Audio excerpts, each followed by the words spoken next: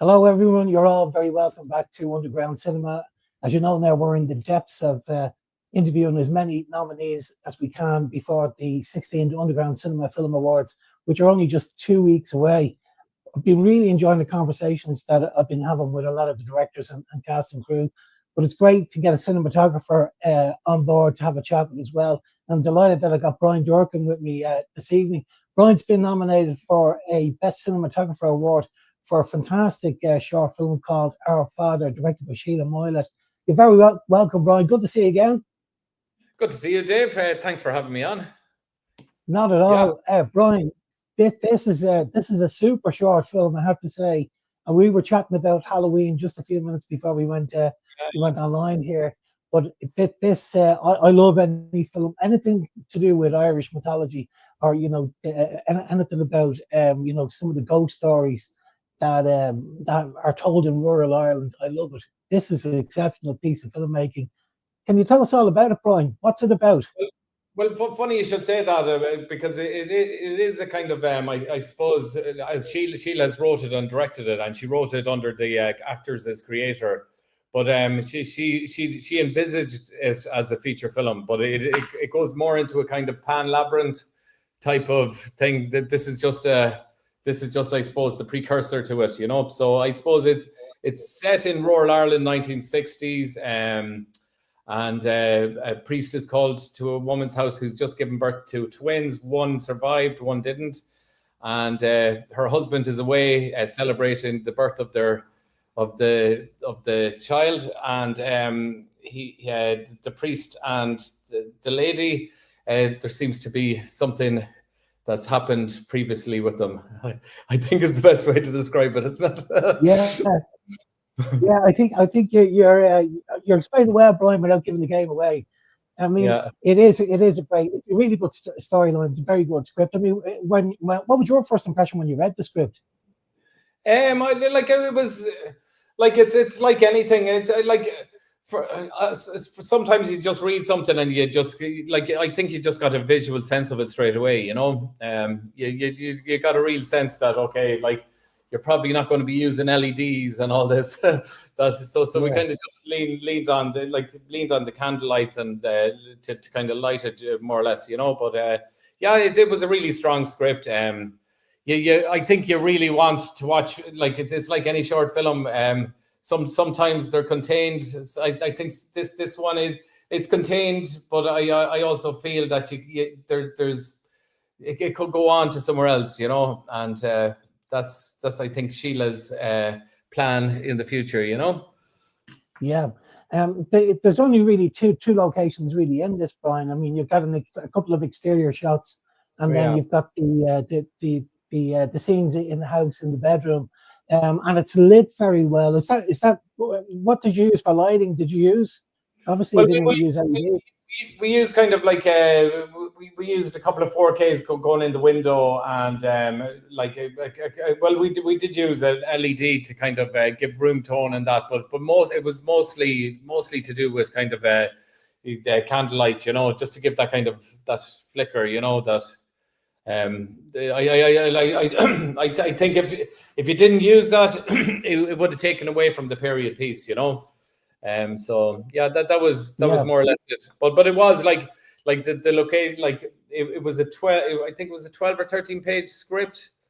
So that's and we shot it in one day. So it was kind of and it is a 3-hander. So I think it was a necessity to have a good location and to kind of really lean on that location, And then at the end of the night, we ran out and got the end scene, So, where is the location, Brian? That the house is located. Is that It's down past Newport. We put an ad because Emer and a girl called Emer, my wife, Emer Durcan, and another person that works with us, Dorothy Whitaker, they produced it, and they were looking for kind of like a real kind of like a location that just was cut off from anywhere. So they put in an ad in, I think, the paper, and they found this lady called Fania came back to us, and she was very nice to give us the location. Subsequently, I have worked with her son twice more. He's worked on my camera team. His name is Francis, so he's kind of he's really powerhouse in the camera department, you know. So yeah, no, it was just like, I think for the short, a load of kind of things just came together lovely, and then the set dressing as well. Matthew O'Toole and Crea McDermott helped them, and like I think they did a really good job on it, and I love the music on it as well. Like, you know, I think the music really adds to it, you know. Yeah, the production values are very high in it, Brian. It really does look superb. Like, everything is great. Costumes are great. It's very strong cast as well. Like, Sheila's excellent. You got Geraldine. Geraldine's just a super actress. You know, she's amazing. You know, I think when things are three-handers, you know, you really need really need a strong cast. You know.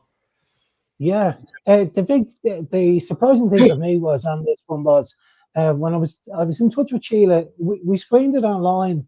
I think in the middle of the year, and then we had it at the festival in Dunleary in September. I was really surprised when Sheila told me it was the first time she had directed before. Like, she looked like a dab hand at it. To be honest with you, Brian, it looks great, you know, for a first time. Well, she really was, like, she really knew what she wanted, and like.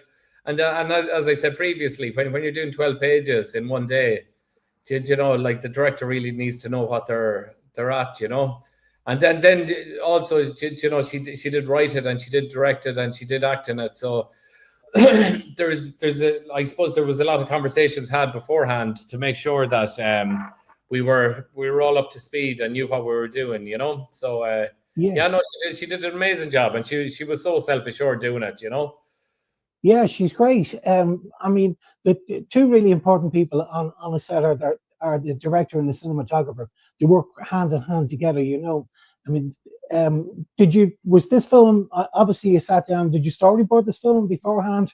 We didn't storyboard it, no, but we had a lot of conversations kind of going into it, and what like, Sheila was very good at knowing the kind of actor moments that she wanted, and so we like, when because the main crux of the scene is the one in the bedroom. So when we were doing that, like Sheila knew the moments that she really want kind of punched into. So when you ran it from different angles, you could run it, and then you could get your pickups. Do you know, which kind of really saved time on the day, you know? Yeah, the sound design on it was very good. Location sound and sound design afterwards is super. Who looked after the sound? Let me see. Was it Greg Burrows? sorry. We produced so many shorts. I think, let me see. Greg Burrows and the sound. God, sorry, Dave. I'm running. Don't worry. Well, look, they did a fantastic job. You know, absolutely did. I think it was the sound person from Element, if I'm not mistaken. But yeah, like, obviously I didn't really deal with that end of it, because I was I edited it for Sheila over the Christmas period, but I didn't have a chance to stay on for the sound, you know. Yeah, shooting in the house, and I was actually wondering, was it a set or an actual house? It is.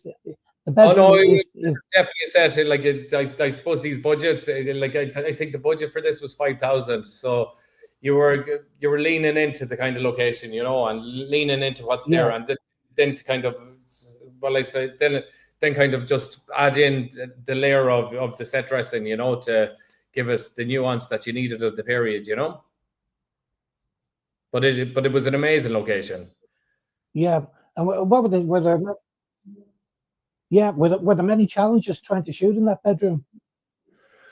Oh yeah, like, I suppose for me, you're always like, you always want to try to get movement into something, and it's you know, when it's like, you're always like, obviously the whole room kind of is kind of used in it. So like, and then you're always trying to hide lights, and you're always getting reflection of lights and mirrors, and but like, listen, it went kind of smooth enough. It was kind of, you always find difficulties in the edit, I think, to kind of, did we get enough, you know? So but like, I think it's all there, and like, we're all delighted with it.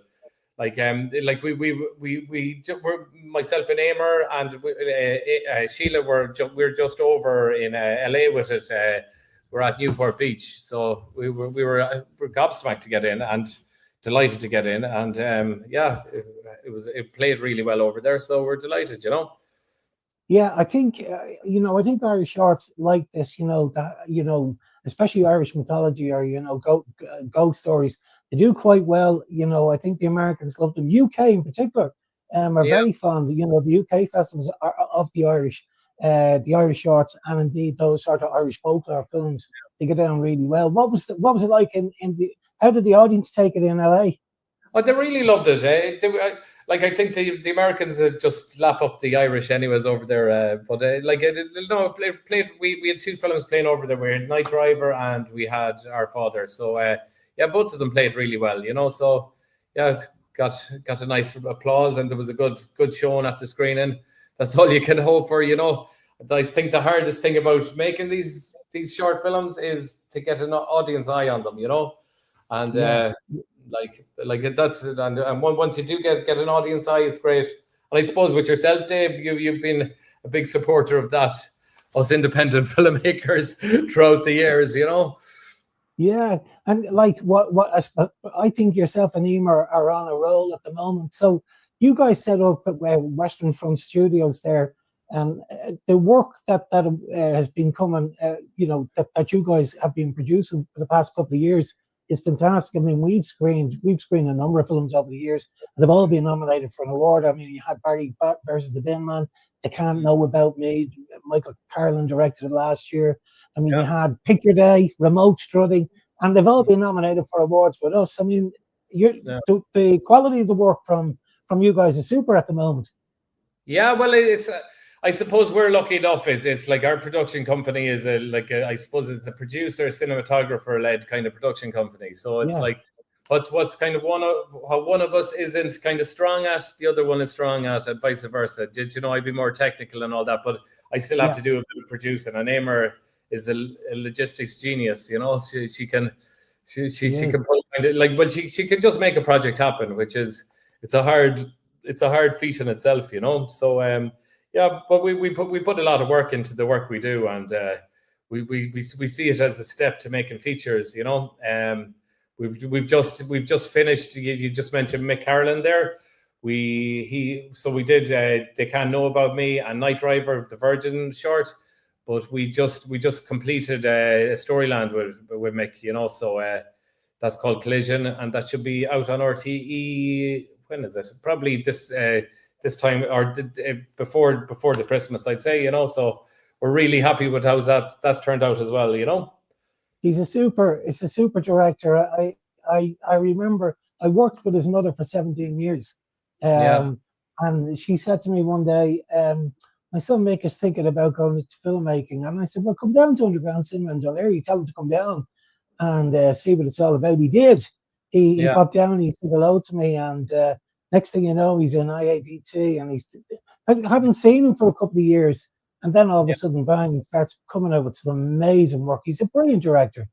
Yeah, he's a brilliant director and writer. I love working with Mick, because even it's very between producer, cinematographer, and director. It's a very collaborative process.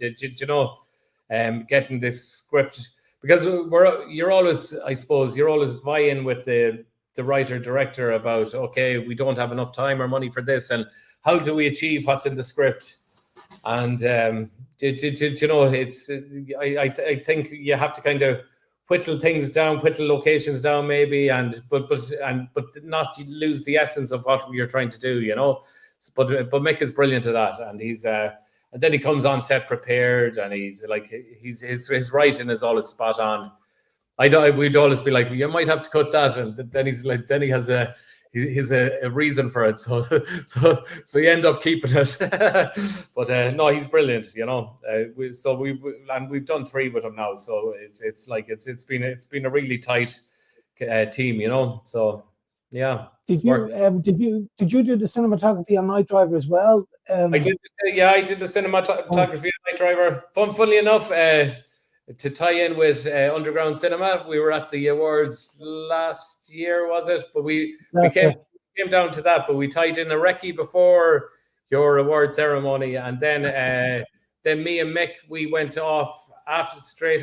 We couldn't wait around for the drinks after it, but because we'd organised to shoot shoot kind of the Dublin the very start of Night Driver just after the ceremony, because we were because Virgin didn't really want it to be kind of set at Christmas, so we had to kind of get kind of GVs of the city life and kind of partying around Dublin. So that was done the same night as your award ceremony. Yeah, I remember. Yeah, I remember you were telling me, and then I remember you guys had to shoot off. But I think what you're doing is great, Brian, because what you're doing is you're surrounding yourself with really great people.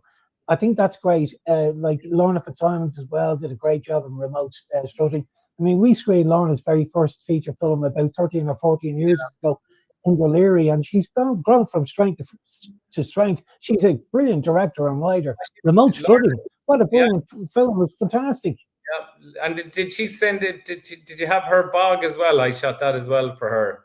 Yeah. But, no, but she's like, Lorna is amazing, and she again, she does her homework. She's a brilliant writer. Love working with Lorna. And then we'd have a real shorthand together, you know. But because she has done she did a short called Whale. Yes, we screened it. At the same time, we had our first short called Bruise, and it was about domestic abuse. Now, ours was more. It was done with a kind of like interpretive dance, and hers was Whale, which was a real gritty, brilliant short. But we're on the circuit at the same time, and that's how I went up to her one day or at one festival. I was like, "Geez, I loved your short." So that kind of opened the doors for myself and her kind of working together, you know, and.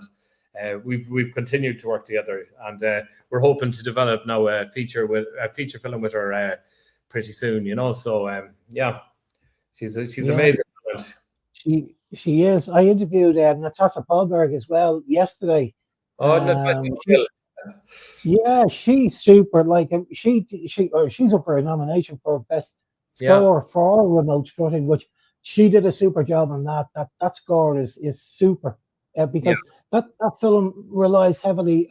Even there is dialogue in the film, but as we all know, anyone that's seen the film, the central character, the lead character, is deaf. It's like two stories, one in our imaginary world and one in the real world.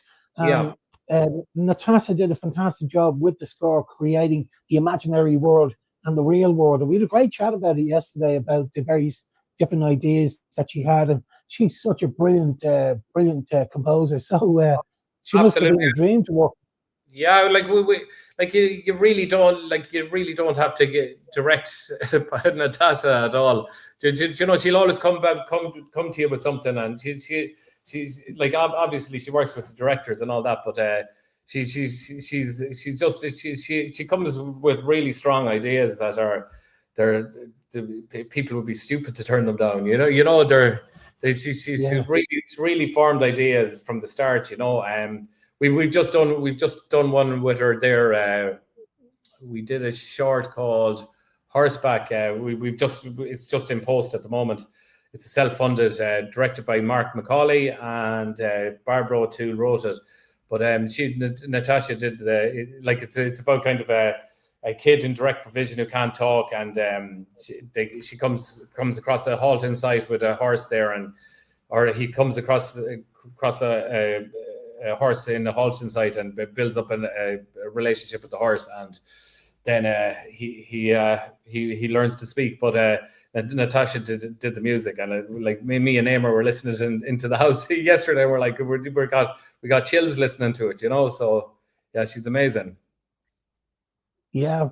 So the goal eventually, Brian, you mentioned there is a feature film for Western Front Studios. Are you reading through scripts at the moment, or is this something that could happen next year, the year after? Have you timeline? Well, we're developing at the moment, and we're hoping. I'm hoping that you know Alan Dunn. Yeah, brilliant director. Yeah, super. I love Alan, but myself and him are talking about making the film early in the new year. So like, that'll be kind of a guerrilla thing, but done I'd never underestimate Alan's ambition, you know, and I think with myself and Eamon helping him, and I think we'd have something special. But Alan he's so enthusiastic, you know, and it's kind of infectious to kind of work with him, you know. Yeah, he's absolutely. I did an interview with Alan last year, and we spoke for nearly an hour, Brian. We could have spoke for 2 hours. You know, Yeah. he's got lots of brilliant ideas. He's a brilliant director. He's a super writer, and he's a great cinematographer. He's got a great eye as well. No, absolutely. It's I suppose with myself and himself, I think it's when we were talking, he wants to kind of concentrate on the directing and kind of, did you know, sometimes we all wear too many hats in this business, you know, to get the step up, which we all have to do. So Alan, he was kind of, we're talking about that he just loved to kind of just concentrate on the kind of directing. But he had a short out, but didn't he, like last year? What's the name of it? He won the best screenplay award last year.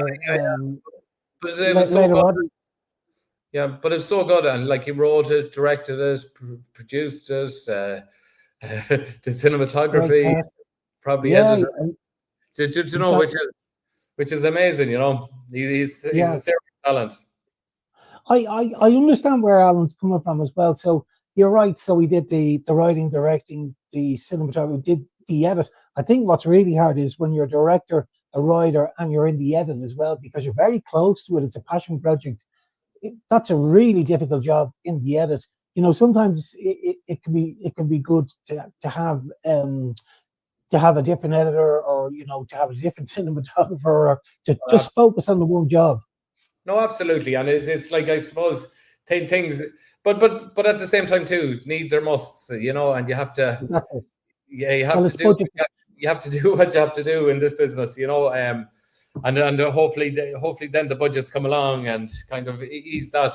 But like we've just done a Storyland, and like you just don't have enough money. you think you have all the money in the world, but you don't have enough money. But or you don't have enough time. You're always rushing it. So yeah. It was a big eye opener for me, Brian. On my feature film, we shot for 18 days, and the food alone was 17 grand over those 18 days. I mean, it just disappears. The money just keeps on disappearing. You know, you can see your accountants just. It's like it just keeps, like you just open up a hatch on something and it just spills out, you know. But what was your name of your film, Dave? It was called In View. Keelan Dunn was the lead actress. We got an EFTA nod for it as well. Keelan was nominated for a Best Actress award for it. That was back in 2017 that we did it. So Kieran Cray was the director. I was the producer on it. But it was a big eye opener for me. I obviously had worked on shorts before, but that was my first time producing a feature film, and it's just a different animal, the feature film, you know, compared to short. It's like any animal, it has to be tamed, you know. It's kind of, you know, but it's like I suppose we're kind of on the cusp of that at the moment. So it's kind of, I think we've kind of proven ourselves on short form, and now we're kind of we're going in for the bigger stuff, you know. Well, not the longer form projects, you know. Yeah, it's very exciting, Brian, because you sort of reminded me about 16 years ago. The production company that was, you know, they were absolutely super was Failsafe Films. Ian Hunt Duffy, Simon Doyle, Richard Bulger. They started off Failsafe Films. The very first short was called The Euthanizer with Tommy O'Neill. Actually, Tommy won the Best Actor award, the very first Best Actor award, back at Underground Cinema 16 years ago for that particular short. But they were really exciting, and they still are. Failsafe are a really exciting production house. They sort of remind me of you guys as well, producing really top class shorts, and then eventually they got into features, you know. And that's where you're going. I can't wait to see what you guys are going to do next. I mean, Emer, she's a super producer, you know, and I think she's also very good with film festival director. She's got a very, a very jolly way about her. Yeah, She's good, very good with people. She's a real people person. yeah. Oh, She's she a is. top class producer.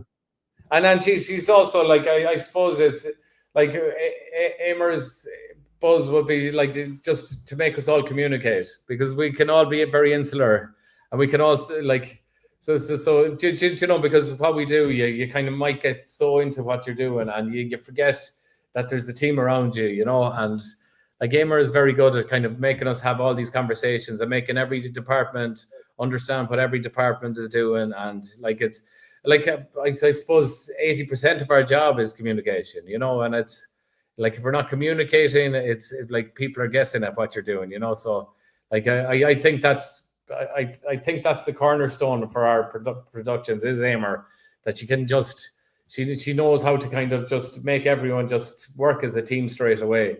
That we're not finding our feet on the first day. We're already kind of there in it, kind of from the minute we land on set on the first day. So that's I think really stood our productions, Yeah, she's got very good people skills, because working with a producer, you're dealing with so many people on set that have very different personalities, and it's almost like you're switching from one personality to another personality when you're dealing with all of these people. So, and it's a skilled job, but it comes sort of second nature to her.